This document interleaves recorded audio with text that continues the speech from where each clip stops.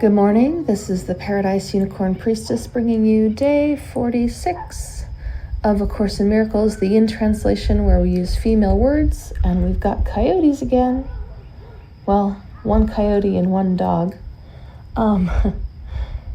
Anyway, this would be February 15th if you're starting at the beginning of the new year. This section is called To Have, Give to All.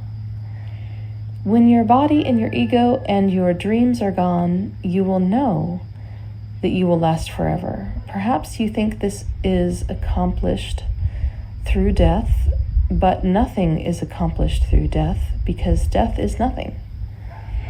Everything is accomplished through life, and life is of the mind and in the mind. The body neither lives nor dies, because it cannot contain you who are life. If we share the same mind, you can overcome death because I did. Death is an attempt to resolve conflict by not deciding at all. Like any other impossible situation the ego attempts, it will not work. God did not make the body because it is destructible and therefore not of the realm. The body is the symbol of what you think you are. It is clearly a separation device and therefore does not exist. The Holy Spirit, as always, takes what you have made and translates it into a learning device. Again, as always, she reinterprets what the ego uses as an argument for separation into a demonstration against it. If the mind can heal the body, but the body cannot heal the mind, then the mind must be stronger than the body. Every miracle demonstrates this. I have said that the Holy Spirit is the motivation for miracles. She always tells you that only the mind is real, because only the mind can be shared. The body is separate and therefore cannot be part of you. To be of one mind is meaningful, but to be of one body is meaningless. By the laws of mind, then, the body is meaningless. To the Holy Spirit, there is no order of difficulty in miracles. This is familiar enough to you by now, but it has not yet become believable. Therefore, you do not understand it and cannot use it. We have too much to accomplish on behalf of the realm to let this crucial concept slip away. It is a real foundation, stone of the thought system I teach and want you to teach. You cannot perform miracles without believing it because it is a belief in perfect equality. Only one equal gift can be offered to the equal children of God, and that is full appreciation. Nothing more, nothing less. Without a range, order of difficulty is meaningless, and there must be no range in what you offer to your sister. The Holy Spirit, who leads to God, translates communication into being, just as she ultimately translates perception into knowledge. The ego uses the body for attack, for pleasure, and for pride. The insanity of this perception makes it a fearful one indeed. The Holy Spirit sees the body only as a means of communication, and because communicating is sharing, it becomes communion. Perhaps you think that fear as well as love can be communicated, and therefore can be shared. Yet this is not so real as it may appear. Those who communicate fear are promoting attack, and attack always breaks communication, making it impossible.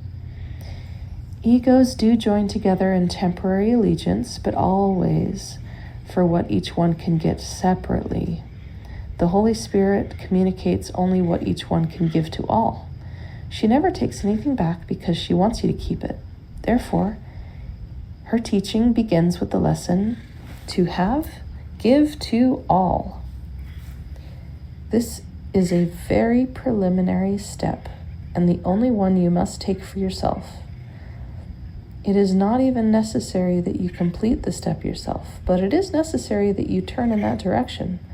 Having chosen to go that way, you place yourself in charge of the journey. where you and only you must remain. This step may appear to exacerbate conflict rather than resolve it, because it is the beginning step in reversing your perception and turning it right side up. This conflicts with the upside down perception you have not yet abandoned, or the change in direction would not have been necessary. Some remained at this step for a long time, experiencing very acute conflict. At this point, they may try to accept the conflict rather than take the next step towards its resolution. Having taken the first step, however, they will be helped. Once they have chosen what they cannot complete alone, they are no longer alone. Big ideas. That's what A Course in Miracles has. This is lesson 46. God is the love in which I forgive.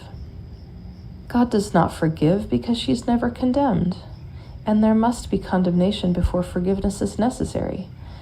Forgiveness is the great need of this world, but that is because it is a world of illusions. Those who forgive are thus releasing themselves from illusions, while those who withhold forgiveness are binding themselves to them. As you condemn only yourself, so do you forgive only yourself. Yet, although God does not forgive, her love is nevertheless the basis of forgiveness. Fear condemns and love forgives. Forgiveness thus undoes what fear has produced, returning the mind to the awareness of God. For this reason, forgiveness can truly be called salvation. It is the means by which illusions disappear. Today's exercises require at least 3 full 5-minute practice periods and as many shorter ones as possible. Begin the longer practice periods by repeating today's idea to yourself as usual. Close your eyes as you do so, and spend a minute or two in searching your mind for those whom you have not forgiven. It does not matter how much you have not forgiven them. You have forgiven them entirely or not at all. If you are doing the exercises well, you should have no difficulty in finding a number of people you have not forgiven. It is a safe rule that anyone you do not like is a suitable subject. Mention each one by name and say, God is the love in which I forgive you, name. The purpose of the first phrase of today's practice periods is to put you in a position to forgive yourself.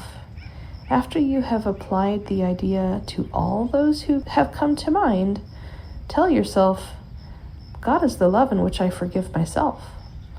Then devote the remainder of the practice period to adding related ideas such as, God is the love with which I love myself. God is the love in which I am blessed. The form of the application may vary considerably, but the central idea should not be lost sight of. You might say, for example, I cannot be guilty because I am a child of God. I have already been forgiven. No fear is possible in a mind beloved of God. There is no need to attack because love has forgiven me. The practice period should end, however, with a repetition of today's idea as originally stated. The shorter practice periods may consist either of a repetition of the idea for today in the original or in a related form as you prefer. Be sure, however, to make more specific applications if they are needed. They will be needed at any time during the day when you become aware of any kind of negative reaction to anyone, present or not.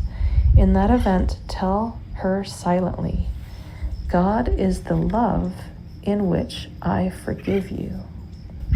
Happy practicing.